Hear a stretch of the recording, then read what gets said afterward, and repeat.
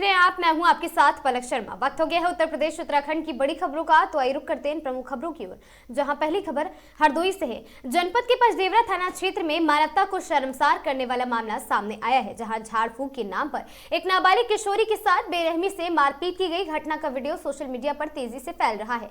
मामले में आलोक प्रियदर्शी ने बताया है कि नई बस्ती गाँव निवासी परमेश्वर दीन पुजारी और उसके पुत्र संजय व मंजेश द्वारा इस घटना को अंजाम दिया गया है। वायरल वीडियो में साफ देखा जा सकता है कि किशोरी की चपेट में चोटी पकड़कर उसे पीटा जा रहा और उसको गले पर धक्का देकर धारदार हथियार से रगड़ा जा रहा है।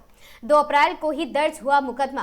पुलिस के अनुसार पीड़िता की मां की तहरीर पर 2 अप्रैल को ही आरोपियों के खिलाफ संगीत धाराओं में मुकदमा पंजीकृत किया गया था और साथ ही अंधविश्वास के नाम पर क्रूरता बताया जा रहा मामला। आरोपी पुजारी झाड़ फूंक के नाम पर लोगों को गुमराह करता था।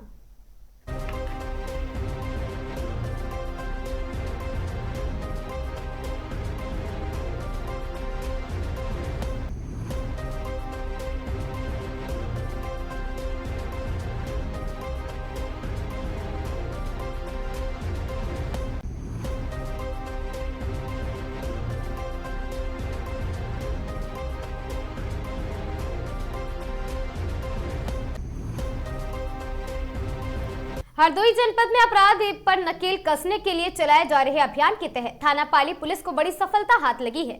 पुलिस ने 2 शातिर चोरों को गिरफ्तार करते हुए उनके कब्जे से चोरी की नगद 17,700 व एक एटीएम कार्ड बरामद किया है। ये कार्रवाई उत्तर प्रदेश पुलिस के निर्देशन में चलाए जा रहे विशेष अभियान के क्रम में की गई है। पुलिस के अनुसार मुखबिर की सूचना पर थाना पाली क्षेत्र से इंद्रपाल पुत्र रामचंद्र और राजीव पुत्र जोरावर निवासी मोहल्ला सैफ सराय को गिरफ्तार किया गया। कई वारदातों का हुआ खुलासा। पुलिस पूछताछ में अभियुक्तों ने कई चोरी की घटनाओं का कबूल कर अब उनका खुलासा किया है और इनमें एटीएम बदलकर ठगी, घरों और दुकानों में चोरी तथा जेब काटने जैसी वारदातें शामिल हैं। शातिर अपराधी निकला राजीव। गिरफ्तार अभियुक्त राजीव का लंबा आपराधिक इतिहास सामने आया है। उसके खिलाफ एनडीपीएस एक्ट, आर्म्स एक्ट और गैंगस्टर एक्ट समेत कई संगीन धाराओं में दर्जनों मुकदमे पहले से ही दर्ज है। फिलहाल दोनों अभियुक्तों के खिलाफ वैधानिक कार्रवाई की जा रही और अन्य घटनाओं में भी उनकी संलिप्तता जारी है।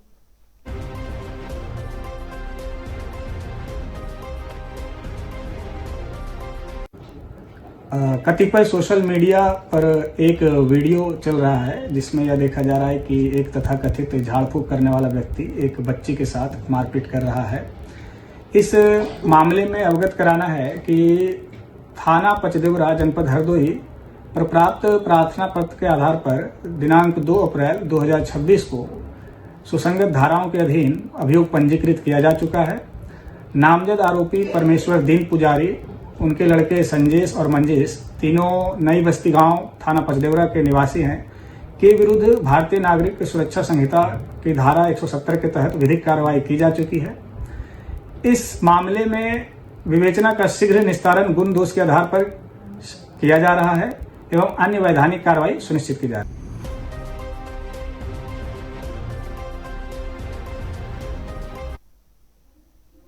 कानपुर नगर के जलकल विभाग में पिछले 7 माह से सेवाएं दे रहे आउटसोर्सिंग कर्मचारी को बिना किसी पूर्व सूचना या कारण बताए अचानक हटा दिए जाने का मामला सामने आया है। प्रभावित कर्मचारी ने इसे अन्यायपूर्ण बताते हुए आज कानपुर जिलाधिकारी कार्यालय में ज्ञापन देते हुए मुख्यमंत्री उत्तर प्रदेश से हस्तक्षेप की गुहार लगाई है। कर्मचारी अंकित राजपूत, शिवम कुमार मनाज और साथ ही संजय व खुत्र मोहम्मद सहित अन्य ने एक आवेदन से प्रेस विज्ञप्ति जारी कर बताया वे पूरी निष्ठा व ईमानदारी से अपना कार्य कर रहे थे, लेकिन प्रशासन ने उन्हें अचानक काम से निकाल दिया।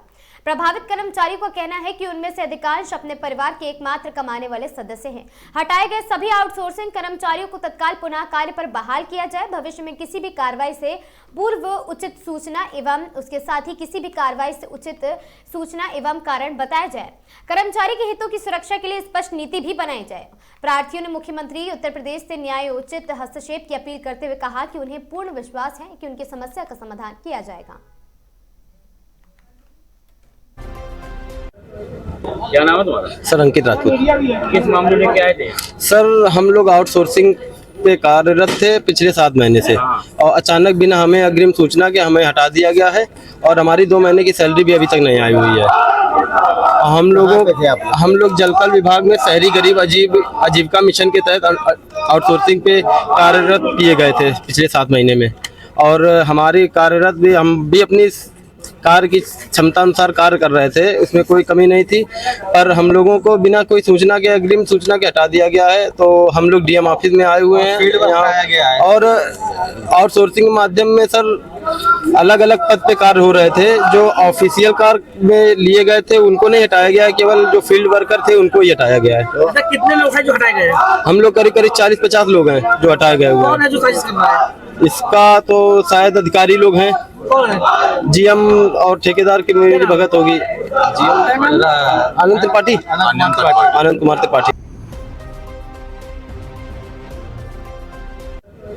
क्या नाम है तुम्हारा? दिनांक 6 अप्रैल 2026 को थाना बेकनगंज क्षेत्र में दूध में गौमूत्र मिलाने संबंधी एक वीडियो सूचना सोशल मीडिया पर प्रसारित हुई। सूचना पर पुलिस द्वारा तत्काल मौके पर पहुंचकर जांच की गई। जांच में पाया गया कि संबंधित व्यक्ति द्वारा समस्त दूध रात्रि में ही विक्रय किया जा चुका था। प्रातः वह अपनी लीवर संबंधी बीमारी के उपचार हेतु आयुर्वेदिक औषधि का सेवन कर रहा था, जिसे देखकर गलतफहमी के कारण भ्रामक सूचना फैल गई। अतः दूध में गौमूत्र मिलाने की बात पूर्णतः असत्य पाई गई है।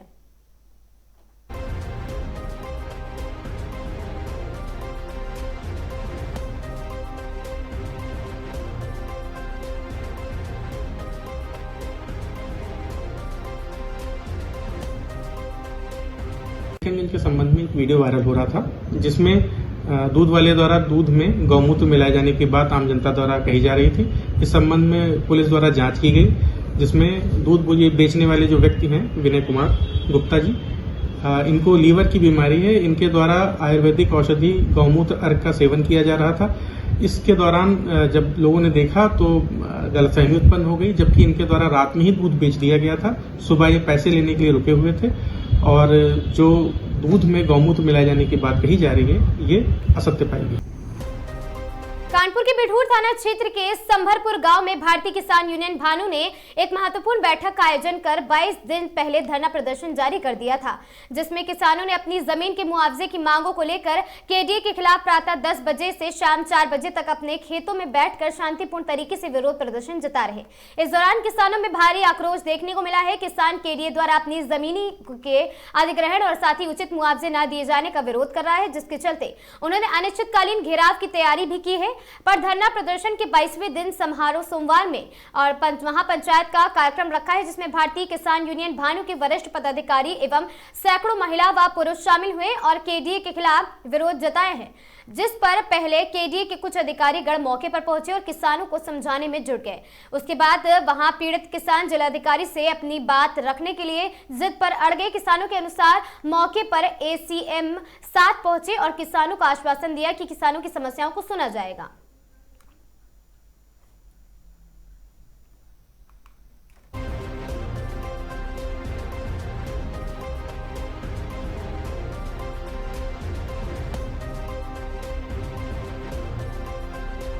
मेरा नाम अमन यादव है। मैं राष्ट्रीय संगठन मंत्री भारतीय किसान यूनियन भानु से।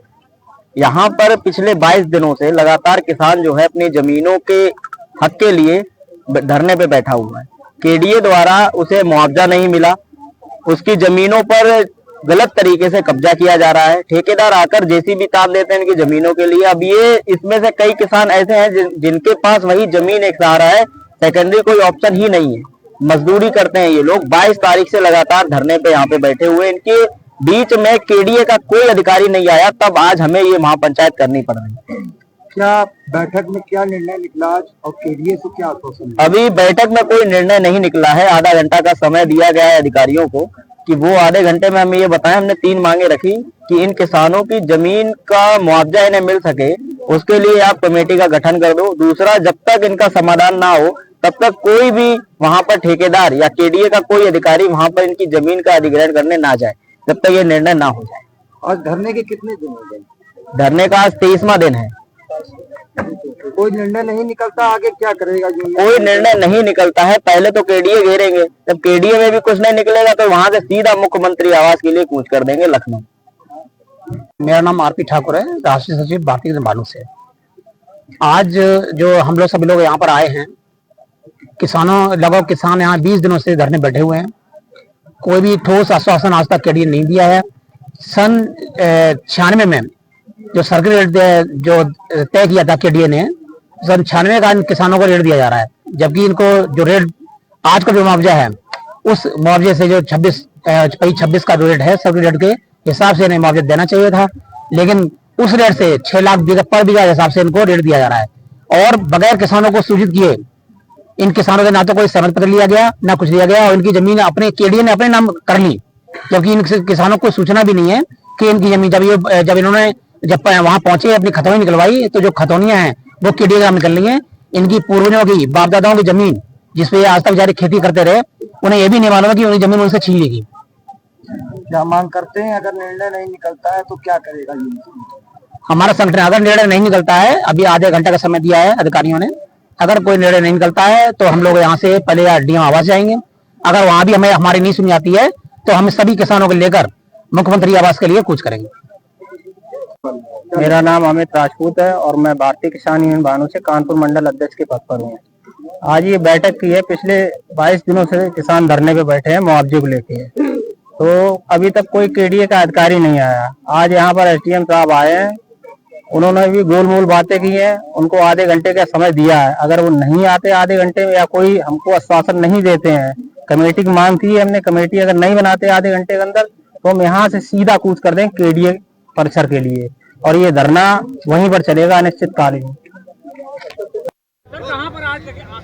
देखिए, सूचना प्राप्त हुई थी कि फूलबाग के आसपास एक फल मंडी है, उसमें सिलेंडर्स में आग लगी है और सिलेंडर एक्सप्लोड हो रहे हैं। उसकी संवेदनशीलता को देखते क्योंकि पूरा सकरा और घना आबादी वाला एरिया है, शाम का वक्त है, तो तत्काल प्रभाव से 4 अग्निशमन वाहन मौके के लिए भेजे गए। जब यहाँ पर आकर देखा गया तो पूरा ये पीछे की तरफ आप देख रहे हैं पूरी मंडी आग की चपेट में थी और सिलेंडर एक्सप्लोड हो रहे थे, तो टीम ने पूरा चारों तरफ से घेर कर उसको पूरा बुझाना प्रारंभ किया और बुझा लिया गया। लगभग कितनी गाड़ियां मौके पे? इसमें मौके पे अभी 5 गाड़ियां मौजूद हैं और गाड़ी रास्ते में थी, लेकिन स्थिति को नियंत्रित होते देख बाकियों को रोक दिया। फल मंडी थी सर, क्या कारण बताया जा रहा है? इसमें जैसा आप देख रहे हैं पीछे पोल है, तो इसमें शॉर्ट सर्किट संभवतः हो सकता है या कोई और भी कारण इसमें हो सकता है, वो आगे का विषय है। कोई जनहानि कोई इंजरी नहीं। कितना वो निकला है, कितने नुकसान हुआ है? नुकसान का आकलन तो बाद का विषय। पहला कहना है कि जो गाड़ियां आई में पानी नहीं था। नहीं, ऐसा होता नहीं है, वो तो भीड़ का समय है और एक गाड़ी में लिमिटेड पानी होता है, वो पानी था और बाकी गाड़ियां जैसे ही हुआ। कानपुर के फूलबाग स्थित फल मंडी में हुआ भीषण अग्निकांड। फायर विभाग की कई गाड़ियां सीएफओ दीपक शर्मा के नेतृत्व में आग बुझाने के कार्य में लगाई गई, जिसके परिणाम स्वरूप अग्निवीरों ने के अथक प्रयासों से फायर ब्रिगेड के 5 वाहनों द्वारा चारों तरफ से कॉम्बिंग करके भीषण अग्निकांड पर अग्निवीरों ने पाया काबू।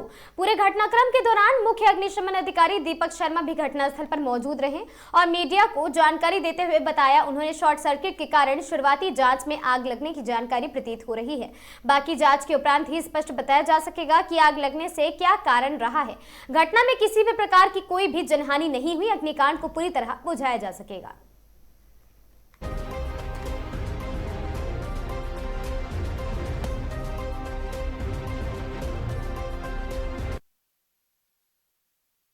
कहाँ पर आग लगी है? देखिए, सूचना प्राप्त हुई थी कि फूलबाग के आसपास एक फल मंडी है, उसमें सिलेंडर्स में आग लगी है और सिलेंडर एक्सप्लोड हो रहे हैं। उसकी संवेदनशीलता को देखते क्योंकि पूरा सकरा और घना आबादी वाला एरिया है, शाम का वक्त है, तो तत्काल प्रभाव से 4 अग्निशमन वाहन मौके के लिए भेजे गए। जब यहाँ पर आकर देखा गया तो पूरा ये पीछे की तरफ आप देख रहे हैं पूरी मंडी आग की चपेट में थी और सिलेंडर एक्सप्लोड हो रहे थे, तो टीम ने पूरा चारों तरफ से घेर कर उसको पूरा बुझाना प्रारंभ किया और बुझा लिया गया। लगभग कितनी गाड़ियां मौके पे? इसमें मौके पे अभी 5 गाड़ियां मौजूद हैं और गाड़ी रास्ते में थी, लेकिन स्थिति को नियंत्रित होते देख बाकियों को रोक दिया। फल मंडी थी सर, क्या कारण बताया जा रहा है? इसमें जैसा आप देख रहे हैं पीछे पोल है, तो इसमें शॉर्ट सर्किट संभवतः हो सकता है या कोई और भी कारण इसमें हो सकता है, वो आगे का विषय है। कोई जनहानि कोई इंजरी नहीं। कितना वो निकला है, कितने नुकसान हुआ है? नुकसान का आकलन तो बाद का विषय। पहला कहना है कि जो गाड़ियां आई में पानी नहीं था। नहीं, ऐसा होता नहीं है, वो तो भीड़ का समय है और एक गाड़ी में लिमिटेड पानी होता है, वो पानी था और बाकी गाड़ियां जैसे ही हुआ वो गाड़ियां आती हैं।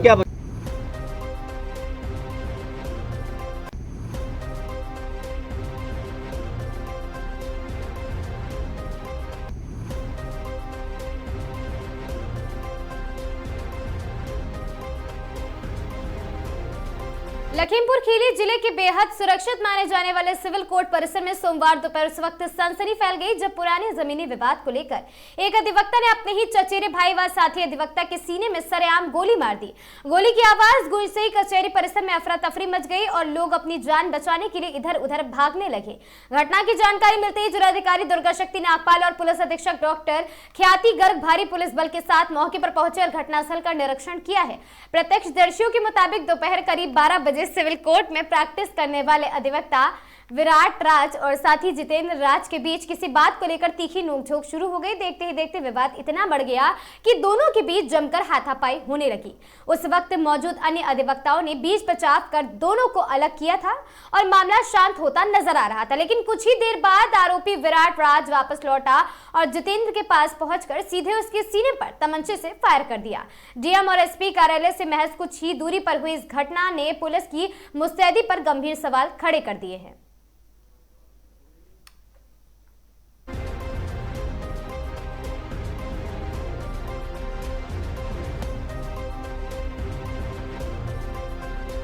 आज दिनांक 6/4/2026 को थाना कोतवाली सदर क्षेत्रांतर्गत कचहरी परिसर में पारिवारिक विवाद को लेकर दो पक्षों के बीच झगड़ा एवं मारपीट की घटना हुई। दोनों पक्ष पेशे से अधिवक्ता हैं। इसी दौरान जसकरण के पुत्र शिवमराज ज्ञानी उर्फ विराट द्वारा रामोतार के पुत्र जितेंद्र पर फायरिंग कर दी गई, जिससे वह घायल हो गए। मौके पर उपस्थित पुलिस द्वारा तत्परता दिखाते हुए घायल को तत्काल उपचार हेतु जिला अस्पताल पहुंचाया गया, जहां उनकी स्थिति स्टेबल बताई गई है। चिकित्सकों द्वारा बेहतर उपचार हेतु उन्हें लखनऊ रेफर किया गया है। मौके पर शांति व्यवस्था एवं कानून व्यवस्था कायम है। प्रकरण में विधिक कार्रवाई की जा रही है।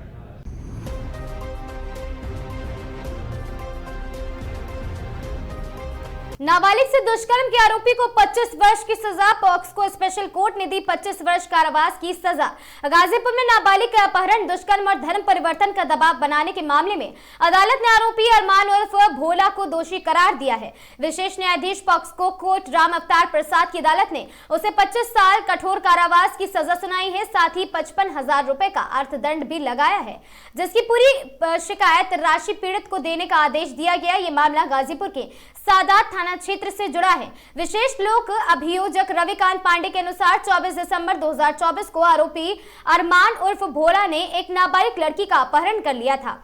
आरोपी नाबालिग को मस्जिद और मजार जैसी जगहों पर भी ले जाता था। इसी क्रम में वहां नाबालिग को गाजीपुर के मखदूमपुर मजार पर लेकर आया है। पुलिस को सूचना मिलने पर तत्काल कार्रवाई की गई और नाबालिग को बरामद कर आरोपी को गिरफ्तार कर लिया गया। गिरफ्तारी के बाद आरोपी के खिलाफ आईपीसी की धारा 363, 366, 376, 506 और पॉक्सको एक्ट की धारा 5L/6 के तहत मुकदमा दर्ज किया गया है।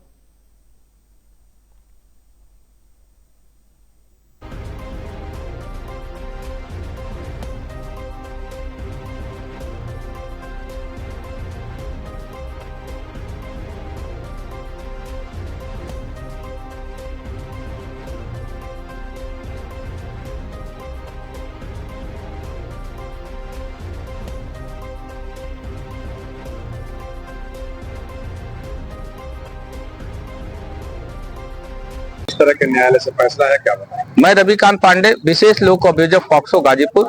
आज माननीय न्यायाधीश पॉक्सो के श्री रामावतार प्रसाद जी ने एक अपहरण और बलात्कार के मामले में अभियुक्त अरमान उर्फ भोला को 25 वर्ष का सश्रम कारावास व 55,000 रुपए के अर्थदंड की सजा सुनाई है और दंड की पूरी राशि पीड़िता को चिकित्सा एवं पुनर्वास के लिए दिया जाना है।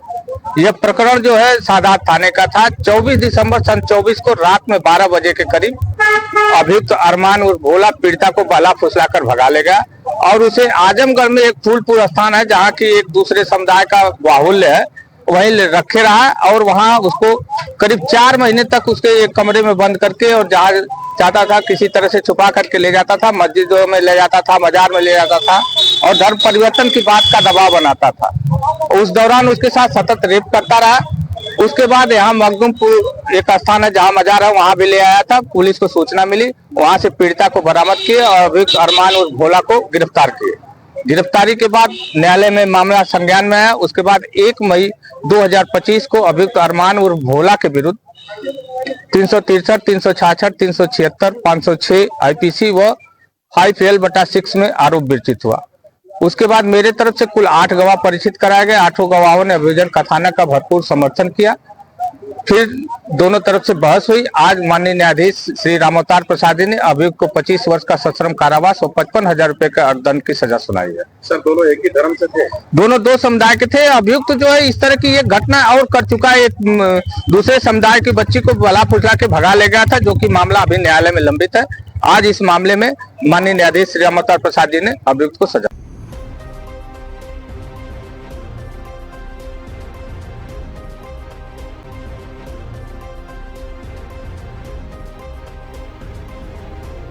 पुलिस अधीक्षक अमरोहा श्री लखन सिंह यादव के निर्देशन में अपराध एवं अपराधियों के विरुद्ध चलाए जा रहे अभियान के क्रम में अपर पुलिस अधीक्षक श्री अखिलेश भदौरिया के मार्गदर्शन एवं क्षेत्र अधिकारी मंडी धनौरा श्रीमती अंजलि कटारिया के निकट पर्यवेक्षण तथा थाना प्रभारी निरीक्षक श्री अमरपाल सिंह के कुशल नेतृत्व में थाना मंडी धनौरा पुलिस को महत्वपूर्ण सफलता हासिल हुई है। थाना मंडी धनौरा पर पंजीकृत मुकदमा अपराध संख्या 181/2026 धारा 304 BNS से संबंधित झपटमारी की घटना का सफल अनावरण करते हुए एक शातिर अभियुक्त को गिरफ्तार किया गया है। दिनांक 4 अप्रैल 2026 को वादी द्वारा तहरीर दी गई थी। उनकी दादी के कान से अज्ञात व्यक्ति द्वारा झपट्टा मारकर सोने की बाली छीन ली गई है। उक्त सूचना के आधार पर थाना मंडी धनौरा में मुकदमा अपराध संख्या 181/2026 धारा 304 BNS पंजीकृत किया गया था।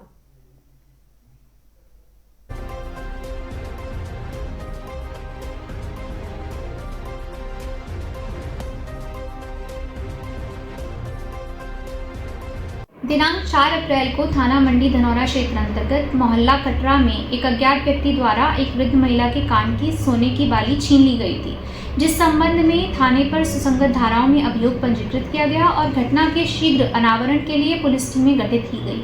इसी क्रम में आज दिनांक 6 अप्रैल को रामगंगा पोषक नहर के पास संदिग्ध व्यक्ति वाहन चेकिंग के दौरान शातिर अभियुक्त हिस्ट्री शीटर सलमान पुत्र चिरागुद्दीन उम्र करीब 31 वर्ष निवासी मोहल्ला कटरा को गिरफ्तार किया गया है। अभियुक्त के कब्जे से चोरी की गई सोने की बाली, जिसकी अनुमानित कीमत 50,000 रुपये है, इसको बरामद किया गया है। बरामदगी के आधार पर सुसंगत धारा वृद्धि कर अभियुक्त को गिरफ्तार कर जेल भेजा गया है। अग्रिम वैधानिक कार्यवाही प्रचलित है।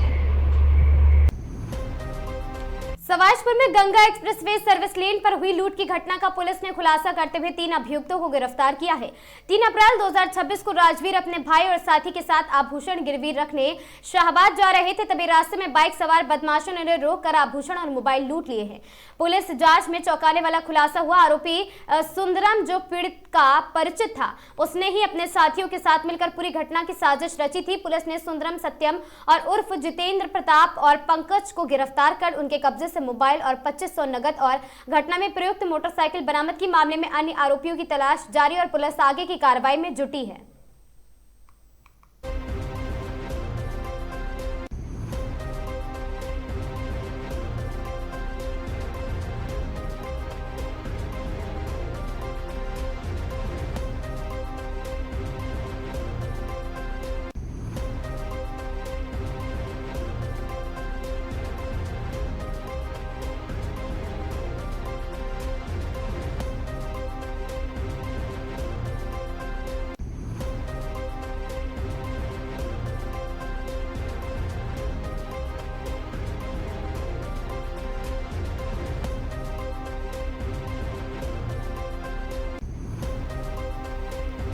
खबर चंदौली से है, जहां पंडित दीनदयाल उपाध्याय नगर सोमवार को रात्रि में पुलिस ने सार्वजनिक स्थानों पर शराब पीने और हुड़दंग करने वाले 9 लोगों को गिरफ्तार किया है।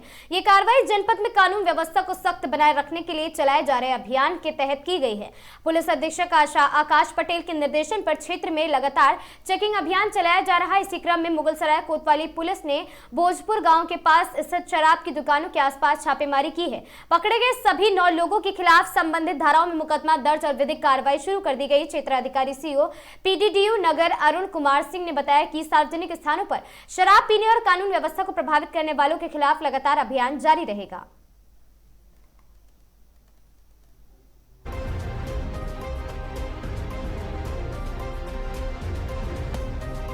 दिनांक 5/4/2026 को पुलिस फोर्स द्वारा शराब के दुकानों के आसपास चेकिंग का अभियान चलाया गया, जिसमें थाना मुगलसराय के क्षेत्रांतर्गत पड़ाव चौराहे के पास भोजपुर गांव स्थित अंग्रेजी शराब के दुकान के आसपास तथा वहाँ पे काफी मात्रा में लोग शराब पीते हुए पाए गए। सार्वजनिक स्थान पे दुकानों में भी लोग बैठे हुए शराब पीते हुए पाए गए, जो आपस में ही विवाद कर रहे थे। ऐसे लोगों को कल गिरफ्तार किया गया, कुल 9 लोगों को, और उनके विरुद्ध अग्रिम वैधानिक कार्रवाई की जा रही है।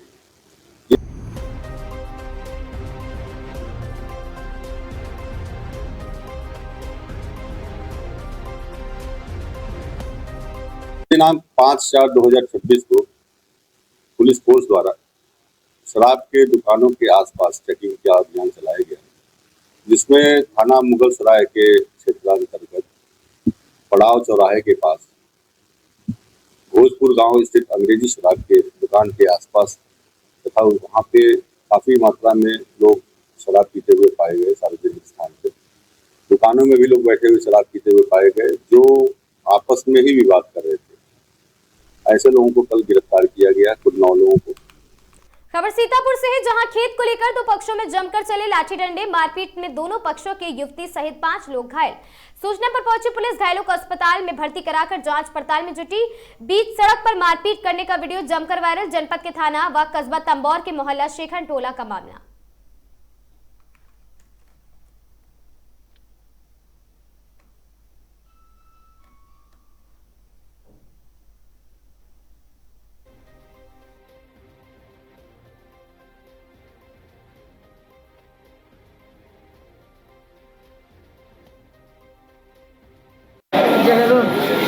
जहरून। हाँ। तो कैसे ये लड़ाई झंझट हुई, इतने लोग कैसे घायल हो गए? दूसरे लोग ऐसा भैया था, खेत हम रहन धरा था अपना, और ये चच्चा हमारे मांग रहे थे हमसे, तो हम कहते अब दूसरी जगह धर दिए, हम नहीं देंगे, फिर रहन अब हमारा धरा है। बस ये लड़की कहने लगी जाओ, हम कहूँ नहीं धरेंगे, बस ये लड़की को खींच लिया। इतने में हमारा भैया आएगा, लाठियाँ मारने लगा। ये 5, 6, 10, 12 लोग रहे। ये हमारी भतीजी अकेली थी और हमको मारा। सब कितने लोग घायल हैं? हमारे वहाँ 4 लोग घायल हैं। 4 लोग तो अंदर हैं और हाँ, ये 5 है, एक और है। 6 लोग हैं। 6 लोग हमारे वहाँ घायल हैं और हमको सभी जब मारो तो काहे से मारा गया? तो वो रहे जिनके पास लोहे वाले पाइप रहे, पाइप से। हाँ, और एक जने पास बांका एक रहे। बांका भी मारा? हाँ, ये भतीज का जो लगाई सिर पर, ये बांका मारा था। ये तो इसके पैर लाठी। नाम है आपको? क्या हुआ आखिर, क्यों ये सब फूटे पाटे हैं? खेत हुआ कि मतलब हमारे दादा का खेत था, वो हमारी फुफा सास ने गिरही धरी थी, बच्चे लड़के का शादी करी, तो अपने आप छुड़ा के अपने भाई को दे दे हैं। ये सोच रहे हैं हमारे चच्चा बाबा ददिया ससुर मांग रहे हैं दूसरे पट्टी परिवार की, मतलब यह जगह हमका दे खेती, तो हम कैसे दे दी बताओ? हमारे ससुर जब जिंदा है अपने बाप के, तो तुम खेती दूसरे कैसे दे दी? सही बात है। तो ये क्या कर रहे हैं, काहे के लिए मारा? ये बस खेती के लिए, ये खेत हमका दो, खेत हमको दो। ये घर पर लाए रहे सफाई मजदूरदार। कई लोग घायल हैं। ये है एक मतलब भीतरी घूस मंदिर में दी गई है। एक जवान लड़का है चली रोड पर और भीतरी घूस सीना पूछ दी सी, वह बेहोश पड़ी और इनका बहुरा सिर्री पागल अभी महल्ले में पूछ लो चलाई इतनी जल्दी सब कुछ कर दूँ तो देख लो तो पखौड़ा पर देख लो। हाँ, कौन मारा कौन है? ये है हमारा चचिया ससुर सब मारी। कौन से मोहल्ले का मामला है? शेखन मोहल्ले का।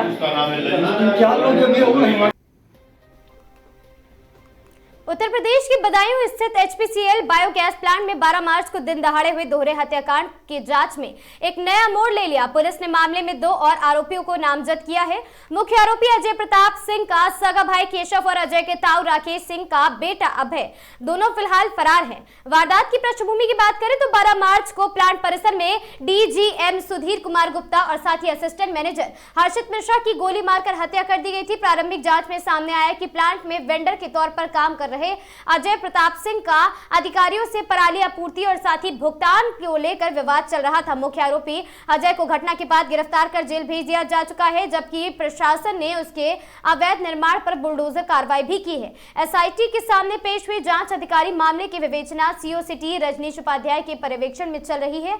जांच की प्रगति को लेकर उपाध्यक्ष हाल ही में विशेष जांच दल SIT के समक्ष पेश हुए, जहां उन्होंने कमिश्नर और साथ ही DIG स्तर के अधिकारियों को घटनाक्रम की सिलसिलेवार जानकारी दी है।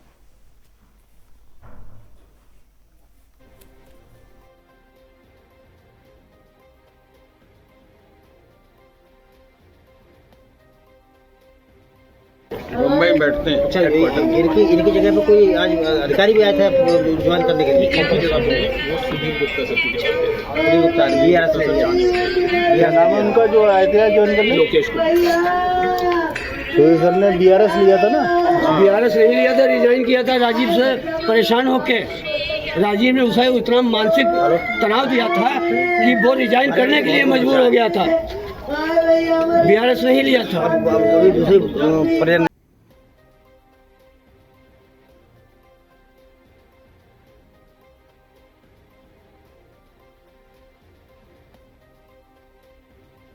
मुंबई में बैठते हैं। अच्छा, इनकी जगह पे कोई आज अधिकारी भी आया था ज्वाइन करने के लिए? सुधीर गुप्ता सर की सुधीर गुप्ता BRS से नाम है उनका, जो आए थे ज्वाइन करने, लोकेश सुधीर सर ने BRS लिया था ना?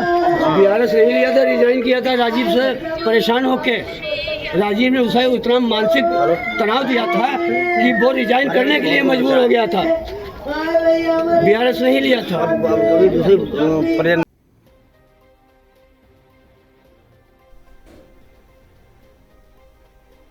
क्षेत्र में शिक्षा व्यवस्था को लेकर एक चौंकाने वाला मामला सामने आया है। कादर चौक कस्बे में आसपास के ग्रामीण इलाकों में बिना मान्यता के स्कूलों के संचालन का खुलासा होने के बाद हड़कंप मच गया।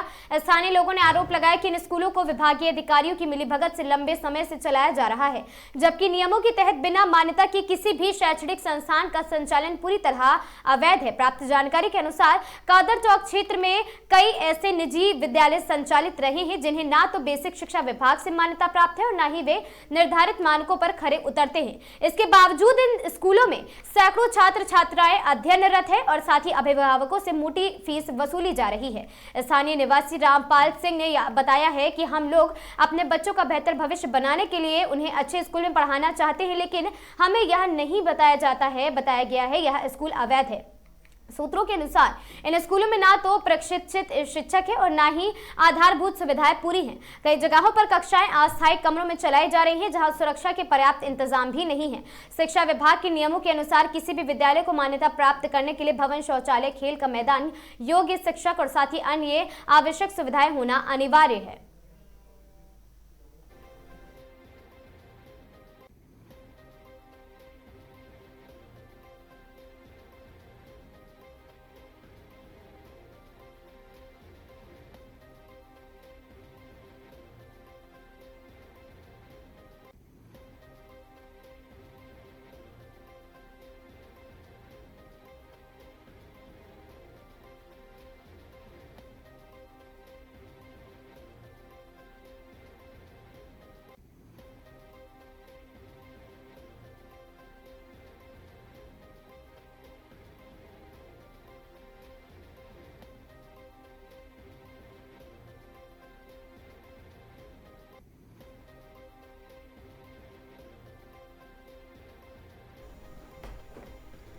खबर चंदौली से है, जहां जिले में IGRS निस्तारण में नंबर 1 पर आने के लिए शिकायतों का हो रहा फर्जी निस्तारण। सीएम पोर्टल पर आए शिकायतों को पूरे लगन के साथ हो रहा फर्जी निस्तारण। शिकायत निस्तारण से पहले शिकायतकर्ता का फीडबैक भी लेना जरूरी नहीं समझ रहे जांच अधिकारी। पीड़ित निरंजन चौहान ने सामुदायिक शौचालय के संबंध में सीएम पोर्टल पर की थी शिकायत। समस्या का नहीं हुआ समाधान, शिकायत का हो गया निस्तारण। जांच अधिकारी के द्वारा सरकारी गाइडलाइन की खुलेआम उड़ाई जा रही धज्जियां। जिले को प्रदेश में पहले पायदान पर लाने के लिए कागजों पर चल रहा निस्तारण। फर्जी शिकायत निस्तारण में स्वास्थ्य विभाग व पंचायती राज विभाग है सबसे आगे। शहाबगंज विकासखंड के बैराव गांव का पूरा मामला।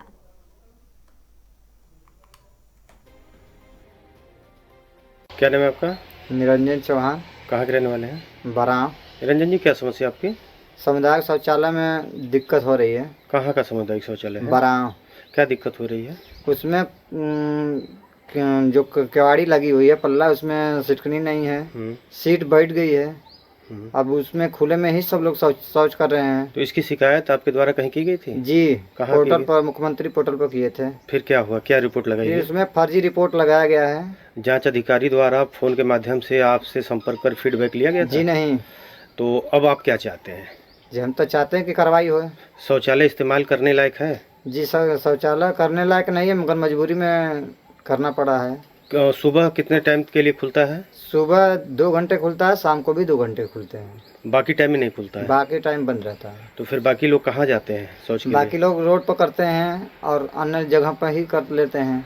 तो ये IGRS शिकायत फर्जी निस्तार। जौनपुर जिले से इस वक्त की बड़ी और अहम खबर सामने आ रही, जहां पर प्रशासन के लाख कोशिश के बाद भी जिले में धर्मांतरण का खेल रुकने का नाम नहीं ले रहा और लोग चोरी छिपे प्रशासन की आंखों में धूल झोंककर धर्मांतरण का खेल चला रहे हैं। ताजा मामला बदलापुर थाना क्षेत्र के बबुरा गांव का है, जहां पर एक घर में चोरी से धर्मांतरण का खेल चल रहा था, जिसकी भनक लगते ही हिंदू संगठन के कार्यकर्ताओं ने मामले को गंभीरता से लेते हुए इलाके की पुलिस को तत्काल सूचना देते हुए कार्रवाई की मांग की। सूचना मिलते ही इलाके की पुलिस और तुरंत हरकत में आते हुए टीम के साथ मौके पर पहुंच गए और वहां से लगभग 2 दर्जन महिलाओं को हिरासत में ले लिया है। लेकिन वहां पर धर्म परिवर्तन करा रहे 2 पादरी मौके पर से फरार हो गए हैं। पुलिस ने हिंदू संगठन के कार्यकर्ता से तहरीर मिलने के बाद मामले की जांच पड़ताल में जुट गई है।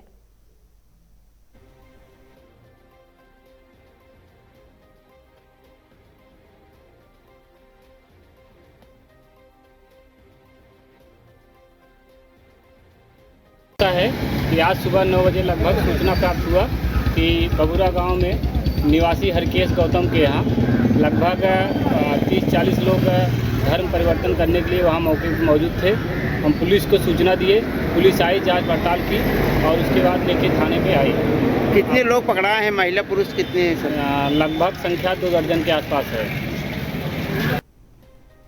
डीडीयू नगर रेलवे स्टेशन पर देर रात्रि यात्री चलती ट्रेन के नीचे गिर गए। ये घटना आनंद विहार पुरी नीलांचल एक्सप्रेसवे के प्लेटफॉर्म संख्या 3 से खुलने के दौरान हुई है।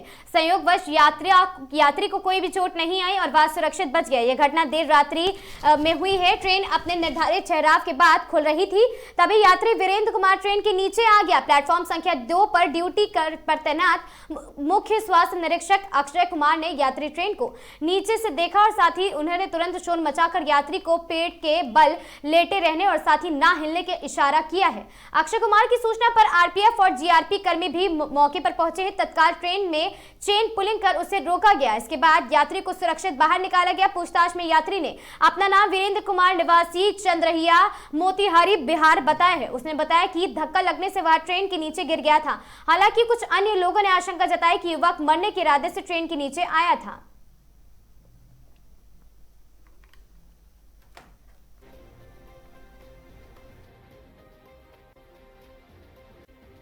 यार यहाँ मरने आए थे, मरने आए थे। नहीं, गाड़ी छूट गया है। गाड़ी गर्दन रखने जा रहा था, मैं सब देख रहा हूँ। ऑफिस से दौड़ के भागा हूँ। गाड़ी के नीचे क्यों आएगा भाई? मैं दौड़ के भागा हूँ ऑफिस से। क्यों गलती हो गया? तू गर्दन मरने जा रहा था, मैं ऑफिस से देखा हूँ, मरने जा रहा था। क्या समस्या है? कोई दिक्कत है बताओ, कोई दिक्कत है तू बताओ। चल इधर आ, पहले इधर आ, इधर आ, इधर आ, इधर आ। क्या दिक्कत है बता, बैठ। क्या दिक्कत है तेरी? है क्या दिक्कत है? मजदूरी करो, मजदूर नहीं मिला तो अरे ऑफिस से देखो, अपनी आंखों से देखो। गर्दन रख के चिल्लाए बेचारे, ये मैं दौड़ के भागाऊं। ये इस तरीके से काम नहीं होगा, ठीक है? काहे गर्दन रख रहे? परिवार है कि नहीं? बच्चे हैं तो काहे मरने जा रहे थे बाबू? क्यों मरने जा रहे थे? क्या नाम है आपका? वीरेंद्र है। कहाँ का रहने वाले? पिताजी का नाम क्या है? कहाँ का रहने वाले हैं? चंद्रहिया। ये कहाँ पड़ता है? कहाँ पड़ता है ये? मोतिहारी। घर पे कोई है नहीं? शादी ब्याह नहीं हुआ है? सब मर गए। कहाँ मर गए? घर में है कोई नहीं। काम करने कहाँ कोई यहाँ जाते हैं? जीवन है यार, इंसान का जीवन है, जियो यार, कमाओ खाओ। तुम काहे ऐसा हरकत कर? सब तुम्हारे पास है, कहे झूठ बोल रहा है? आपके पास कुछ कागज है? दिखा बाबू। भाग रहे हैं साला कि भाई कहाँ हुआ? भाई कहाँ है? गाड़ी में छूट गए। गाड़ी में छूट गए? बैठे हुए थे ना, धक्का मार दिया हमको। धक्का मार दिया तुमको? झूठ बोलता है? कोई तुम यहाँ से आदमी देख रहा तू धक्का मारा? नहीं, आगे आगे धक्का मार दिया तो हम गिर गए। बाबू इतना जोर मत देखो, ऑफिस से देख रहा हूँ, खोला हूँ दरवाजा है, वो लोग चिल्ला रहे हैं, दौड़ के भागे।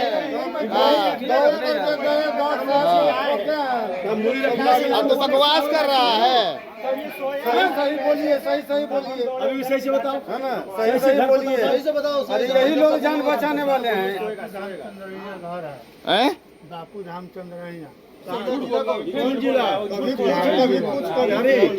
घर में कौन कौन है? हमारा पिताजी थे, सब कोई था, सब मर गए। कैसे सब मर गया? मार दिया उसको गुंडा सब। कौन गुंडा मार दिया? पता नहीं कौन गुंडा मार दिया। यहाँ कैसे आ गए? यहाँ कैसे? गुजरात से आ रहे थे यहाँ। कौन सी गाड़ी से आया बाबू? जनसाधारण से। जनसाधारण से। कितने टाइम है साहब?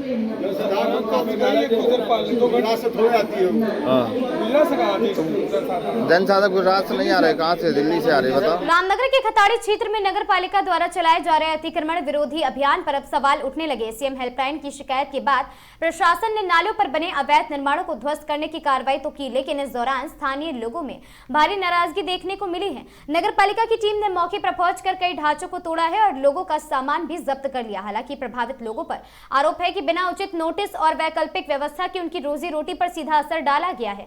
अधिशासी अधिकारी आलोक उनियाल ने बताया है कि नालों पर बने 4 अवैध खोखों की जांच की जा रही है, लेकिन स्थानीय लोगों का कहना है कि प्रशासन ने उनकी बात सुने बिना ही कार्रवाई कर दी है। कार्रवाई के दौरान कई लोगों ने विरोध जताते हुए दावा किया है कि उन्होंने इस मामले में जिलाधिकारी की पहले ही पत्र उसे भेजा है, लेकिन उसके बावजूद उनकी समस्याओं को नजरअंदाज किया गया है।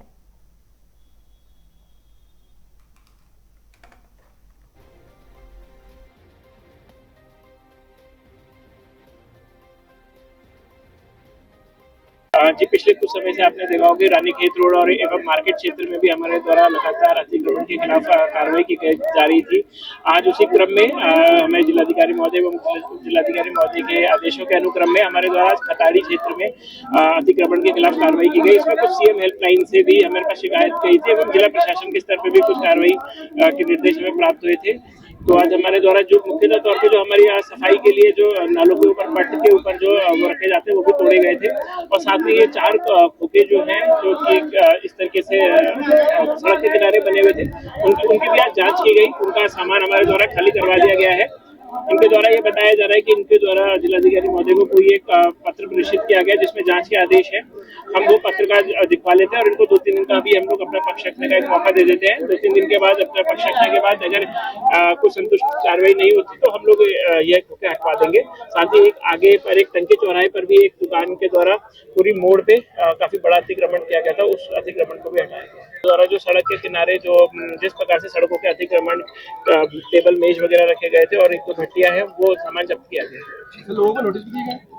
ये असल में जो हमारी जो पूर्णतः रूप से जो अतिक्रमण वाले नोटिस जो होते हैं उसमें हमें नोटिस की जरूरत नहीं होती है, परंतु फिर भी हम लोगों के द्वारा इनको मौखिक पहले भी बताया गया था कि सड़क के किनारे और जो योग नगरी ऋषिकेश के लिए आज का दिन ऐतिहासिक रहा। आधुनिक परिवहन और पर्यटन को नई ऊंचाइयों पर ले जाने के उद्देश्य से ऋषिकेश के पशुपालक बैराज पर सी प्लेन का बहुप्रतीक्षित ट्रायल सफलतापूर्वक संपन्न हुआ। आज शाम करीब 6 बजे विशेषज्ञों की देखरेख में सी प्लेन ने गंगा में पानी पर सुरक्षित लैंडिंग की और साथ ही फिर सफलतापूर्वक उड़ान भरी है।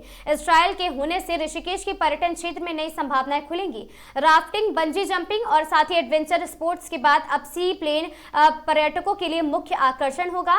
टिहरी बांध झील के बाद अब ऋषिकेश में इस सेवा के सफल परीक्षण से भविष्य में प्रदेश के अन्य जलाशयों और साथ ही नदियों को जोड़ने वाला रास्ता साफ होगा। सी प्लेन एक विशेष विमान है जो पानी की सतह, नदियों, झीलों या फिर समुद्र से उड़ान भर सकता है और वहीं लैंड भी कर सकता है। आमतौर पर 12 से 19 सीटों वाला छोटा विमान होता है। सी टेक ऑफ करने के लिए मात्र 300 से 500 मीटर की जलाशयों की आवश्यकता होती है। ये विमान जमीन और पानी दोनों जगहों पर उतरने में सक्षम होता है। बैराज जलाशयों में जो विमान उतरता है वह 19 सीटर है और साथ ही किसने बैराज जलाशयों में 2 बार सफल लैंडिंग और साथ ही उड़ान भरी है। इसके अलावा पूरे बैराज जलाशय को चीला नहर की रेकी भी की है और प्रबंध निदेशक अजय कुमार सिंह के अनुसार इस सफल ट्रायल के बाद अब उत्तराखंड को राष्ट्रीय और अंतर्राष्ट्रीय पर्यटन मानचित्र में एक नई पहल, विशिष्ट पहचान मिलेगी।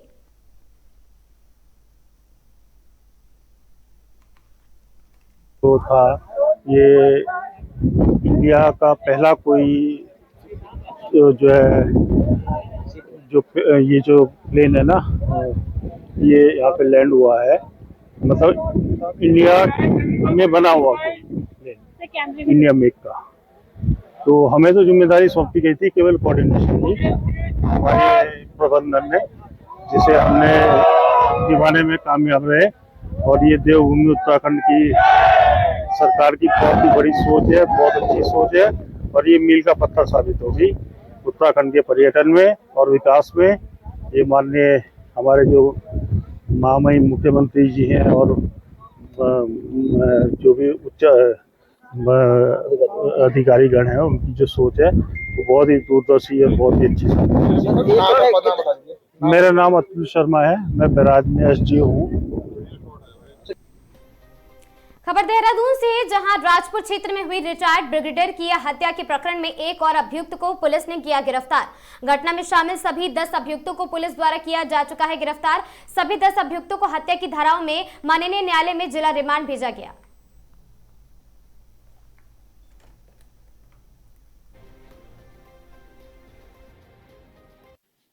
ब्रिगेडियर मुकेश जोशी साहब की हत्या में जो 10 लोग जो नामजद थे या प्रकाश में आए थे, उनमें अभी कुछ दिन पूर्व ही 2 अभियुक्तों को मुठभेड़ में पुलिस ने गिरफ्तार किया था। बाकी पूर्व में 7 अभियुक्त गिरफ्तार किए जा चुके थे।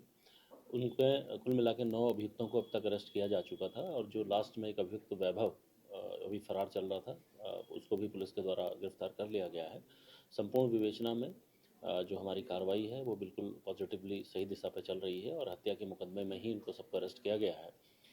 हम कोशिश करेंगे कि न्यायिक जो हमारी प्रणाली है उसमें पुलिस के पक्ष को बहुत ही स्ट्रांगली रखा जाए, ताकि जो भी इसमें अभियुक्त हैं, जिनका भी इसमें रोल रहा है, वो भले किसी भी उनकी जो भूमिका है वो जिस भी कैपेसिटी में हो, उस पर उनको तत्काल उनके खिलाफ जो हमारी वैधानिक कार्रवाइयाँ हैं वो सुनिश्चित की जा सकें। हम ये भी इसमें सुनिश्चित करेंगे कि हमारी जो पुलिस की जो पैरवी है इसको बहुत अच्छे तरीके से किया जाए। इसके लिए हमारे जो अभियोजन के साथ साथ हमारी जो विवेचना वाली जो विंग है उसको भी हम लोगों के द्वारा पर्सनली जो सर्कल अफसर के लेवल पे, बाद में SP सिटी के लेवल पे इसको मॉनिटर किया जा रहा है।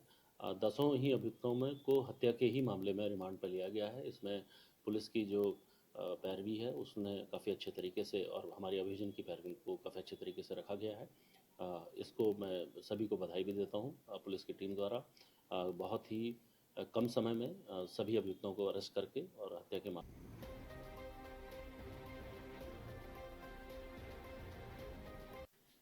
ब्रिगेडियर मुकेश जोशी साहब की हत्या में जो 10 लोग जो नामजद थे या प्रकाश में आए थे, उनमें अभी कुछ दिन पूर्व ही 2 अभियुक्तों को मुठभेड़ में पुलिस ने गिरफ्तार किया था। बाकी पूर्व में 7 अभियुक्त गिरफ्तार किए जा चुके थे। उनके कुल मिला के 9 अभियुक्तों को अब तक अरेस्ट किया जा चुका था, और जो लास्ट में एक अभियुक्त वैभव अभी फरार चल रहा था, उसको भी पुलिस के द्वारा गिरफ्तार कर लिया गया है।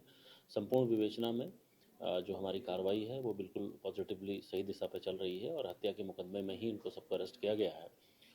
हम कोशिश करेंगे कि न्यायिक जो हमारी प्रणाली है उसमें पुलिस के पक्ष को बहुत ही स्ट्रांगली रखा जाए, ताकि जो भी इसमें अभियुक्त हैं, जिनका भी इसमें रोल रहा है, वो भले किसी भी उनकी जो भूमिका है वो जिस भी कैपेसिटी में हो, उस पर उनको तत्काल उनके खिलाफ जो हमारी वैधानिक कार्रवाइयाँ हैं वो सुनिश्चित की जा सकें। हम ये भी इसमें सुनिश्चित करेंगे कि हमारी जो पुलिस की जो पैरवी है इसको बहुत अच्छे तरीके से किया जाए। इसके लिए हमारे जो अभियोजन के साथ साथ हमारी जो विवेचना वाली जो विंग है उसको भी हम लोगों के द्वारा पर्सनली जो सर्कल अफसर के लेवल पे, बाद में SP सिटी के लेवल पे इसको मॉनिटर किया जा रहा है। 10 ही अभियुक्तों में को हत्या के ही मामले में रिमांड पर लिया गया है। इसमें पुलिस की जो पैरवी है उसने काफ़ी अच्छे तरीके से, और हमारी अभियोजन की पैरवी को काफ़ी अच्छे तरीके से रखा गया है। इसको मैं सभी को बधाई भी देता हूँ पुलिस की टीम द्वारा। बहुत ही कम समय में सभी अभियुक्तों को अरेस्ट करके और हत्या के मामले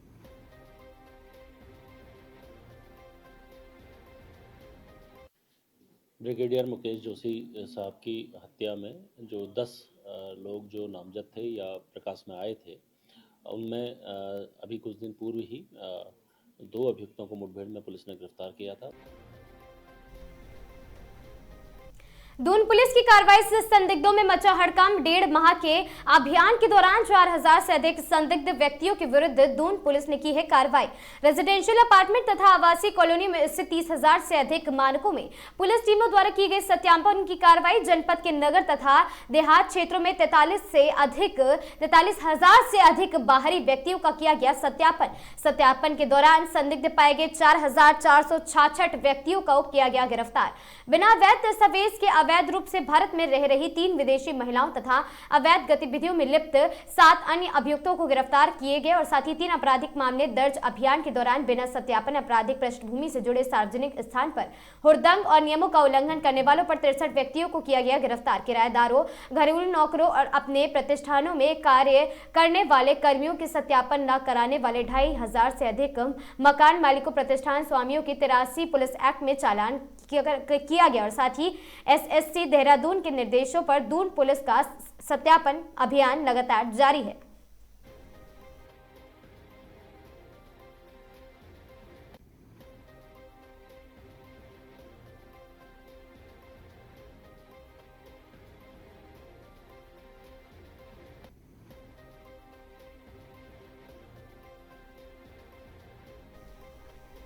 एसएसपी देहरादून के निर्देशन पर ऑपरेशन प्रहार के तहत संदिग्ध गतिविधियों को रोकने के लिए लगातार चलाए जा रहे चेकिंग अभियान रात्रि में एसपी सिटी के नेतृत्व में पुलिस की अलग अलग टीमों द्वारा नगर क्षेत्र में चलाया गया सघन चेकिंग अभियान के दौरान संदिग्ध अधिकारियों, क्षेत्राधिकारियों के साथ अलग अलग पुलिस टीम द्वारा नगर क्षेत्र में चलाया गया सघन चेकिंग अभियान। पुलिस की कार्रवाई देर रात तक जारी रही।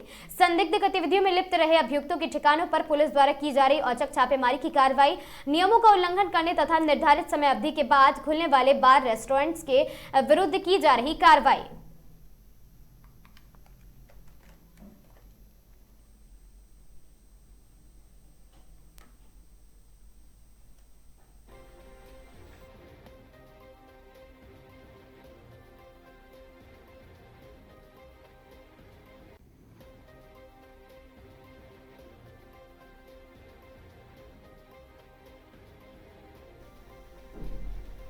इस वक्त की बड़ी खबर उत्तराखंड की जनपद उधम सिंह नगर के जसपुर नगर से सामने आ रही, जहां नगर की अनाज मंडी समिति परिसर में जिलाधिकारी उधम सिंह नगर के निर्देशानुसार आज उप जिलाधिकारी जसपुर राहुल शाह द्वारा जसपुर क्षेत्र स्थित गेहूं क्रय केंद्रों का निरीक्षण किया गया।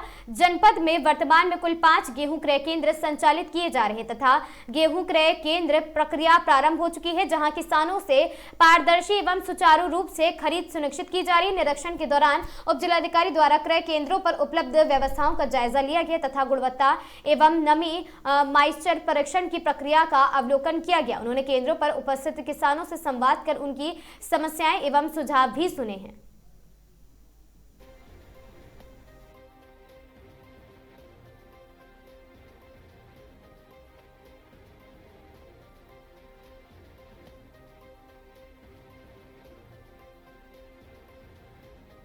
खाद्य विभाग के 2 सेंटर हैं, जसपुर फर्स्ट और जसपुर सेकंड। उसके साथ साथ 4 यूसीएफ के हैं और आज जो है आरएफसी के जो खाद्य विभाग के जो केंद्र हैं उन पे दोनों पे तोल शुरू कर दी गई है। और मानक जो है मॉइस्चर हमने सुबह लिया था तो थोड़ा सा और मॉइस्चर दिख रहा था, 13 से 14 के बीच जा रहा था, जबकि मानकों में 12% है। तो जो ढेर यहाँ किसानों ने रजिस्ट्रेशन के बाद और टोकन लेने के बाद डाल रखे थे उन किसानों की सामने मॉइस्चर लिया और मॉइस्चर अगर ठीक आया है तो तोल शुरू कर दी गई है। किसानों से विनम्र निवेदन है कि वो पहले तो रजिस्ट्रेशन कराएं, रजिस्ट्रेशन के बाद टोकन लें। टोकन देते समय उनको सारी चीज़ बताई जा रही है कि इतने लोगों का टोकन है और इतने लोगों की तोल पर डे की जो 800 कुंटल की तोल है, इसके बाद जो तोल होनी है वो अगले दिन का टोकन है। तो अपनी फसल को सुरक्षित रखें, यहाँ खुले में ना डालें।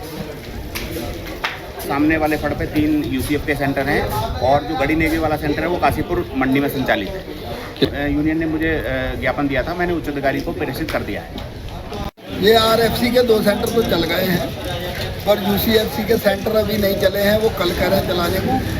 बहुत दिक्कत है, सेंटर भी कम है। हमने 10 सेंटरों की और डिमांड करी है ग्रामीण क्षेत्रों में लगाने के लिए, जिसमें अब धर्मपुर, नगई, रायपुर, जगतपुर पट्टी, तालमपुर, बदरामपुर आदि और ब्लॉक हेडक्वार्टर पर जो ब्लॉक में तो 10 सेंटरों की हमने डिमांड करी है। एडीएम साहब ने हमें आश्वस्त करा है कि अगर आवक जैसे बढ़ेगी तो वो सेंटर भी और हम बढ़ाएंगे।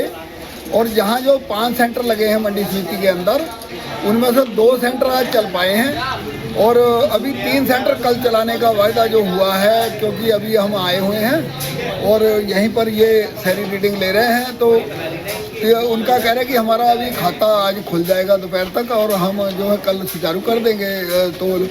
और एक सेंटर नेकी गढ़ी वाला काशीपुर मंडी समिति में लग गया और वो वहाँ पर लग गया। तो हमारे 5 हैं यहाँ फिलहाल सेंटर में।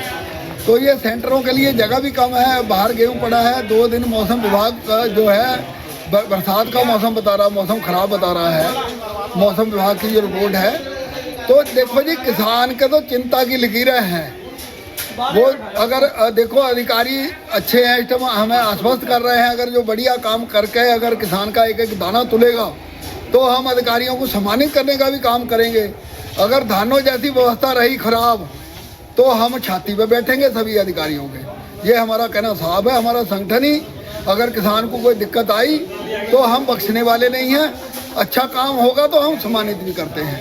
तो चाहे छोटा अधिकारी कर्मचारी हो, चाहे कितना ही बड़ा अधिकारी हो, तो हमारी साफ नीति रहती है कि हमारे किसान को कोई दिक्कत नहीं आनी चाहिए। और हम लगातार इस पर निगाह बनाए हुए हैं और लगातार हमारी टीम किसानों के हित में खड़ी रहेगी। रोज हम रीडिंग लेते रहेंगे। आज तौल शुरू हुई है, 1 तारीख से शुरू होनी थी पर व्यवस्था नहीं बन पाई थी। पिछले दिनों एसएमआई साहब से भी मिले थे, एसडीएम साहब से भी मिले थे। तो आज मौके पर एसडीएम साहब, तहसीलदार साहब, सभी जो अधिकारी थे वो मौजूद रहे हैं। साथ में भारतीय किसान यूनियन की टीम और किसान आज यहाँ मौके पे आकर और ये तौल जो है शुरू करवाई है। उम्मीद है कि इस बार कोई परेशानी नहीं आएगी, क्योंकि जो व्यवस्था है अभी तक बहुत सही चल रही है। जो व्यवस्थाएं इन्होंने बनाई हैं वो बहुत सही व्यवस्थाएं बनाई हैं। अगर इसी तरीके से आगे काम चलता रहा तो मुझे नहीं लगता कि किसी भी किसान को कोई परेशानी आएगी। इस बार 6 सेंटर अभी तक लगाए गए हैं और हमारी मांग है कि 10 सेंटर और बढ़ाए जाएँ। हमने ज्ञापन भी दिया था एसएमआई साहब को, और गांव-गांव में सेंटर अगर लग जाते तो और अच्छा होता। पतरामपुर में हमने डिमांड कर रखी है, धर्मपुर में, रायपुर में, जगतपुर पट्टी, मतलब आसपास के गांव में अगर सेंटर लग जाते तो यहाँ किसानों को परेशानी का सामना करना पड़ता।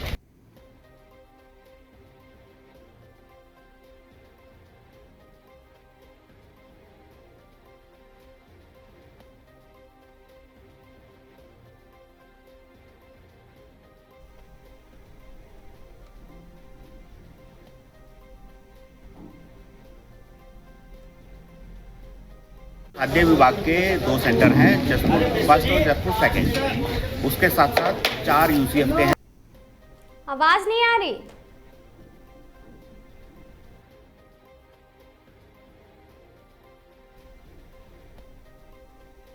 इस वक्त की एक अहम खबर देवभूमि उत्तराखंड के जनपद ऊधम सिंह नगर की जसपुर विधानसभा क्षेत्र अंतर्गत पड़ने वाले डाम क्षेत्र से सामने निकल कर आ रही, जहां हर वर्ष की भांति इस वर्ष भी बैसाखी समागम पर्व बड़े ही धूमधाम व हर्षोल्लास के साथ मनाया जाएगा तथा ये समागम पर्व इस बार 28वां बैसाखी जोड़ मेले के रूप में मनाया जाएगा, जिसकी तैयारी शुरू कर दी गई है। आगामी 12 अप्रैल 2026 को सर्वप्रथम नगर कीर्तन साहिब निकाले जाएंगे और साथ ही 14 अप्रैल को एक विशाल दंगल का आयोजन भी किया जाएगा, जिसमें उत्तराखंड सहित अन्य राज्यों के पहलवान भी शिरकत करेंगे तथा दंगल की फाइनल कुश्ती में विजेता पहलवान को दंगल कमेटी द्वारा 8,500 रुपए की नगद धनराशि से पुरस्कृत भी किया जाएगा। वहीं इस संबंध में दंगल कमेटी के सदस्यों ने मीडिया से रूबरू होकर जानकारी देते हुए बताया कि यह बैसाखी पर्व विश्वभर में मनाया जाता है।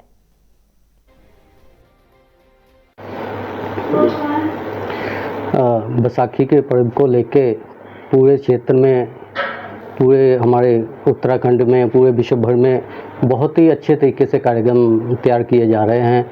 और उसी को लेकर एक कार्यक्रम हमारा डैम में, जो कि इस बार 28वां प्रोग्राम है, जिसमें 12 अप्रैल को नगर कीर्तन का प्रोग्राम है और 14 तारीख को वहाँ पर उसका भोग के साथ में दंगल का भी प्रोग्राम है, जिसमें बहुत दूर दूर से पहलवान पहुँचेंगे। और सभी क्षेत्रवासियों से मेरा निवेदन है कि वहाँ दंगल में पहुँचें। बहुत ही एक विशाल दंगल वहाँ पर किया जाता है हर साल, और उसमें लगभग जो प्रथम विजेता रहेगा उसे 8,500 रुपये का इनाम दिया जाएगा। और मेरा सभी क्षेत्रवासियों से निवेदन है, समय से निकाल के वहाँ पर अवश्य पहुँचें। दोबारा से कई सालों से हम प्रयास कर रहे थे प्रयास करने में धीरे धीरे हम आगे बढ़ रहे हैं। जैसे कि 16वां साल हो गया हमारे नगर कीर्तन को। नगर कीर्तन निकालते हैं इस वक्त गुरु महाराज की सवारी लेकर, और संगत बहुत हजारों के साथ होती है। अब 12 तारीख को नगर कीर्तन है, 14 को उसका भोग पड़ेगा, फिर कीर्तन होगा, ढाटी 10 जैसे आएंगे और कीर्तन समागम चलेगा, लंगर गुरु का चलेगा। लंगर के बाद में जब 3 बजे भोग पड़ता है, 3 बजे के बाद में फिर दंगल है कुश्तियाँ का, और बहुत दूर दूर से पहलवान भी आते हैं। जो जीतने वाले को 8,500 है, जो हारने वाले को 4,000 है। हमारे कमेटी वाले सभी मिलके, वैसे जनता तो गरीब है पर फिर भी अगर गुरु की शरण लेकर हमारी पहले से तरक्की हो रही है कई चीज़ों की। जैसे कई लोग गुरु को अगर लेके चलेंगे तो हमारे यहाँ पहले कभी कभी ऐसा होता था कि हमारे क्षेत्र में ना तो कोई पानी था ना कोई कुछ था, ओला पड़ गया था तो हम तो बड़े परेशान हो गए थे। और उसके बाद में हमने खंड पाठ करवाया, उसके बाद हमारे यहाँ ओला भी नहीं पड़ा। अब भी हमारे यहाँ बहुत धीरे धीरे पिछड़े हुए हैं, हम इसको सुधार कर रहे हैं। जैसे हम कमेटी वाले इकट्ठे होकर चंदा करके अपने खेतों को लगा के, जितने क्षेत्र में से वो हम लगाते हैं, उसके बाद में एकड़ के हिसाब लगा के बाहर से हम खुली सेवा लेते हैं, सभी का संयोग लेते हैं संगत का। जी आयन जो भी आए आके गुरु का लंगर भी छके और दीवान भी सुने और उसके बाद कुश्तियाँ भी देखें। इस बार मुख्य अतिथि कौन थे? तो सभी रहेंगे वहाँ। मुख्य अतिथि जैसे अब पहले तो आए थे विनय रवेला जी, शुरुआत उन्होंने ही करी थी। विनय रवेला जी ने नगर कीर्तन की शुरुआत उन्होंने ही करी थी। अब भी 12 तारीख को आ रहे हैं, तो बाकी के तो जितने भी हैं वो आएंगे, लीडर भी आएंगे, ग्रंथी भी आएंगे। जैसे प्रेम सोहता जी हैं, इनको भी हम मुख्य स्थिति देंगे, प्रेम सोहता जी को भी गुरुद्वारे में, ये हमारे साथ रहेंगे। है हमारे भाई हैं, धन्यवाद इनका, हमारी कमेटी तरफ से इनका धन्यवाद है, स्वागत है इनका। तो पूरे देश के अंदर बड़ी धूमधाम से मनाया जाता है। इसका रीज़न है कि जो नई फसल गेहूं की है वो किसानों के खेत में दरांत पड़ती है, ऐसा मानना है पुराने बुजुर्गों का। और गेहूं पककर तैयार हो जाता है और दरांत पड़ती है और गेहूं, खुशी का माहौल होता है कि अब अनाज घर में आएगा और पूरा खुशहाल माहौल बन जाता है। तो हमारे, क्योंकि नशेखोरी बहुत बढ़ गई है, इसलिए खेल जो हमारे कम होते चले जा रहे हैं क्षेत्र में। ये हमारे भोगपुर डैम वालों ने, तीर्थ नगर वालों ने बहुत अच्छा उपराला कुछ वर्षों से कर रखा है। और इसमें जो पहले गुरु ग्रंथ साहब जी के अखंड पाठ आरंभ होते हैं, 12 तारीख को अखंड पाठ आरंभ होंगे। उसी दिन नगर कीर्तन जो पूरे डैम के अंदर सभी जो जितने नंबर है उनमें जाएगा। और उसके बाद में 14 तारीख में एक विशाल लंगर अटूट भंडारा चलेगा और रागी ढाडी लगेंगे। बहुत अच्छा सुंदर, बड़े देश के माने हुए रागी ढाडी आएंगे। और उसके बाद 3 बजे तक वहाँ लंगर अटूट चलेगा। फिर 3 बजे के बाद एक कुश्ती का जो एक नज़ारा मिलेगा, पूरे देश के माने हुए पहलवान वहाँ पर आते हैं। बहुत अच्छा इनाम ये वहाँ संगत देती है उन्हें। और ये एक बहुत ही भव्य कार्यक्रम रहता है। इसमें पूरे क्षेत्र से लेकर दूसरे क्षेत्रों से भी लोग आते हैं बड़ी भारी संख्या में। तो वहाँ डैम के लोग तो पूरे बढ़ चढ़कर इसमें हिस्सा लेते ही हैं, बहुत उत्साह रहता है। बड़ी कड़ी मेहनत करके ये कार्यक्रम को सजोते हैं, कई महीने कड़ी मेहनत करते हैं तो ये कार्यक्रम को जो सफल करते हैं वहाँ पर। और मुझे ये लग रहा है कि कई सूबों के वहाँ पर दर्शक भी आते हैं, जो कुश्ती प्रेमी हैं वो भी आते हैं। कुछ नगर कीर्तन और रागी जो ढाडी है हमारे प्रवचन सुनने के लिए लोग आते हैं। तो एक भव्य कार्यक्रम रहता है। इस टाइम पहलवान जो है हरियाणा, पानीपत, हिमाचल और जो हमारे यहाँ काशीपुर स्टेडियम से पहलवान हैं वो भी आते हैं। और यूपी, उत्तर प्रदेश हमारा साथ लगा हुआ वो पहलवान भी आते हैं। और कई स्टेटों के पहलवान यहाँ पर आते हैं और बहुत अच्छा भव्य दंगल होता है।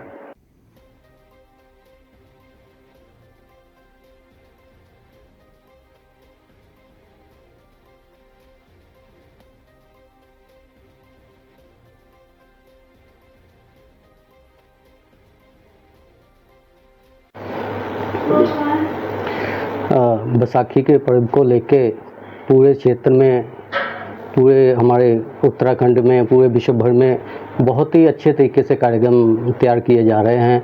और उसी को लेकर एक कार्यक्रम हमारा डैम में, जो कि इस बार 28वां प्रोग्राम है, जिसमें 12 अप्रैल को नगर कीर्तन का प्रोग्राम है और 14 तारीख को वहाँ पर उसका भोग के साथ में दंगल का भी प्रोग्राम है, जिसमें बहुत दूर दूर से पहलवान पहुँचेंगे। और सभी क्षेत्रवासियों से मेरा निवेदन है कि वहाँ दंगल में पहुँचें। बहुत ही एक विशाल दंगल वहाँ पर किया जाता है हर साल, और उसमें लगभग जो प्रथम विजेता रहेगा उसे 8,500 रुपये का इनाम दिया जाएगा। और मेरा सभी क्षेत्रवासियों से निवेदन है, समय से निकाल के वहाँ पर अवश्य पहुँचें। दोबारा से कई सालों से हम प्रयास कर रहे थे, प्रयास करने में धीरे धीरे हम आगे बढ़ रहे हैं। जैसे कि 16वां साल हो गया हमारे नगर कीर्तन को। नगर कीर्तन निकालते हैं सुबह गुरु महाराज की सवारी लेकर, और संगत बहुत हजारों के साथ होती है। अब 12 तारीख को नगर कीर्तन है, 14 को उसका भोग पड़ेगा, फिर कीर्तन होगा, ढाटी 10 जैसे आएंगे और कीर्तन समागम चलेगा, लंगर गुरु का चलेगा। लंगर के बाद में जब 3 बजे भोग पड़ता है, 3 बजे के बाद में फिर दंगल है कुश्तियाँ का, और बहुत दूर दूर से पहलवान भी आते हैं। जो जीतने वाले को 8,500 है, जो हारने वाले को 4,000 है। हमारे कमेटी वाले सभी मिलके, वैसे जनता तो गरीब है, पर फिर भी अगर गुरु की शरण लेकर हमारी पहले से तरक्की हो रही है कई चीज़ों की। जैसे कई लोग गुरु को अगर लेके चलेंगे तो हमारे यहाँ पहले कभी कभी ऐसा होता था कि हमारे क्षेत्र में ना तो कोई पानी था ना कोई कुछ था, ओला पड़ गया था तो हम तो बड़े परेशान हो गए थे। और उसके बाद में हमने खंड पाठ करवाया, उसके बाद हमारे यहाँ ओला भी नहीं पड़ा। अब भी हमारे यहाँ बहुत धीरे धीरे पिछड़े हुए हैं, हम इसको सुधार कर रहे हैं। जैसे हम कमेटी वाले इकट्ठे होकर चंदा करके अपने खेतों का लगा के, जितने क्षेत्र में से वो हम लगाते हैं, उसके बाद में एकड़ के हिसाब लगा के बाहर से हम खुली सेवा लेते हैं, सभी का संयोग लेते हैं संगत का। जी आयन जो भी आए आके गुरु का लंगर भी छके और दीवान भी सुने और उसके बाद कुश्तियाँ भी देखें। इस बार मुख्य अतिथि कौन थे? तो सभी रहेंगे वहाँ। मुख्य अतिथि जैसे अब पहले तो आए थे विनय रवेला जी, शुरुआत उन्होंने ही करी थी। विनय रवेला जी ने नगर कीर्तन की शुरुआत उन्होंने ही करी थी। अब भी 12 तारीख को आ रहे हैं, तो बाकी के तो जितने भी हैं वो आएंगे, लीडर भी आएंगे, ग्रंथी भी आएंगे। जैसे प्रेम सोहता जी हैं, इनको भी हम मुख्य स्थिति देंगे, प्रेम सोहता जी को भी गुरुद्वारे में, ये हमारे साथ रहेंगे। है हमारे भाई हैं, धन्यवाद इनका, हमारी कमेटी तरफ से इनका धन्यवाद है, स्वागत है इनका। तो पूरे देश के अंदर बड़ी धूमधाम से मनाया जाता है। इसका रीज़न है कि जो नई फसल गेहूं की है वो किसानों के खेत में दरांत पड़ती है, ऐसा मानना है पुराने बुजुर्गों का। और गेहूं पककर तैयार हो जाता है और दरांत पड़ती है और गेहूं, खुशी का माहौल होता है कि अब अनाज घर में आएगा और पूरा खुशहाल माहौल बन जाता है। तो हमारे, क्योंकि नशेखोरी बहुत बढ़ गई है, इसलिए खेल जो हमारे कम होते चले जा रहे हैं क्षेत्र में। ये हमारे भोगपुर डैम वालों ने, तीर्थ नगर वालों ने बहुत अच्छा उपराला कुछ वर्षों से कर रखा है। और इसमें जो पहले गुरु ग्रंथ साहब जी के अखंड पाठ आरंभ होते हैं, 12 तारीख को अखंड पाठ आरंभ होंगे। उसी दिन नगर कीर्तन जो पूरे डैम के अंदर सभी जो जितने नंबर है उनमें जाएगा। और उसके बाद में 14 तारीख में एक विशाल लंगर अटूट भंडारा चलेगा और रागी ढाडी लगेंगे, बहुत अच्छा सुंदर, बड़े देश के माने हुए रागी ढाडी आएंगे। और उसके बाद 3 बजे तक वहाँ लंगर अटूट चलेगा। फिर 3 बजे के बाद एक कुश्ती का जो एक नज़ारा मिलेगा, पूरे देश के माने हुए पहलवान वहाँ पर आते हैं, बहुत अच्छा इनाम ये वहाँ संगत देती है उन्हें। और ये एक बहुत ही भव्य कार्यक्रम रहता है, इसमें पूरे क्षेत्र से लेकर दूसरे क्षेत्रों से भी लोग आते हैं, बड़ी भारी संख्या में। तो वहाँ डैम के लोग तो पूरे बढ़ चढ़कर इसमें हिस्सा लेते ही हैं, बहुत उत्साह रहता है। बड़ी कड़ी मेहनत करके ये कार्यक्रम को सजोते हैं, कई महीने कड़ी मेहनत करते हैं, तो ये कार्यक्रम को जो सफल करते हैं वहाँ पर। और मुझे ये लग रहा है कि कई सूबों के वहाँ पर दर्शक भी आते हैं, जो कुश्ती प्रेमी हैं वो भी आते हैं, कुछ नगर कीर्तन और रागी जो ढाडी हैं हमारे प्रवचन सुनने के लिए लोग आते हैं। तो एक भव्य कार्यक्रम रहता है। इस टाइम पहलवान जो है हरियाणा, पानीपत, हिमाचल और जो हमारे यहाँ काशीपुर स्टेडियम से पहलवान हैं वो भी आते हैं, और यूपी उत्तर प्रदेश हमारा साथ लगा हुआ वो पहलवान भी आते हैं, और कई स्टेटों के पहलवान यहाँ पर आते हैं, और बहुत अच्छा भव्य दंगल होता है।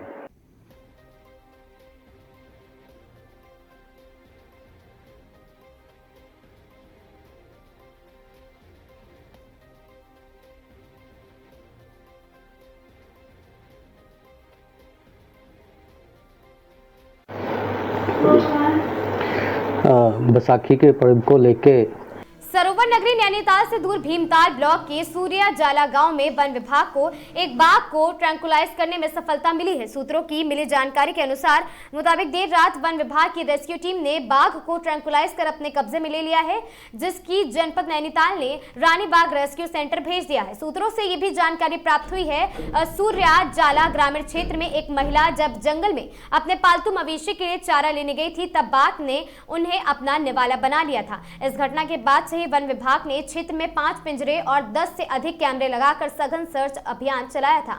पकड़ी गई बाघ के सैंपल जांच के लिए भेजे गए हैं, जिसकी रिपोर्ट आने के बाद पुष्टि हो पाएगी कि क्या ये वही वन्य जीव है जिसने महिला को हमला किया है या फिर ये कोई अन्य बाघ है।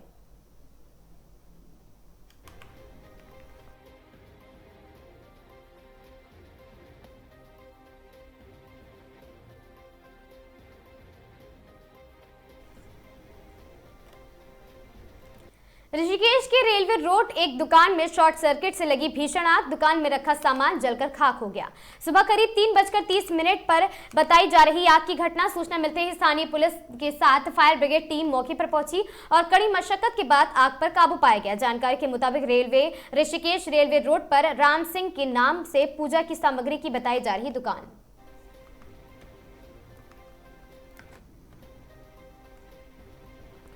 कोतवाली ऋषिकेश पुलिस ने क्षेत्र में हुई वाहन चोरी की घटना का पर्दाफाश करते हुए एक आरोपी को चोरी की स्कूटी के साथ गिरफ्तार किया। आरोपी की पहचान विकास तिवारी निवासी IDPL ऋषिकेश के रूप में हुई है। कोतवाल कैलाश चंद्र भट्ट ने बताया कि देहरादून रोड स्थित जंगलात बैरिया के पास चेकिंग के दौरान फर्जी नंबर प्लेट लगाकर चोरी की स्कूटी को दौड़ाते हुए आरोपी को पकड़ा। पूछताछ में आरोपी ने बताया कि उसने ओरिजिनल नंबर प्लेट उतार कर गंगा में फेंक दी है और आरोपी का आपराधिक इतिहास भी जिसकी जानकारी की जा रही है। स्कूटी गंगानगर निवासी अतिथि कुकरेजा की है।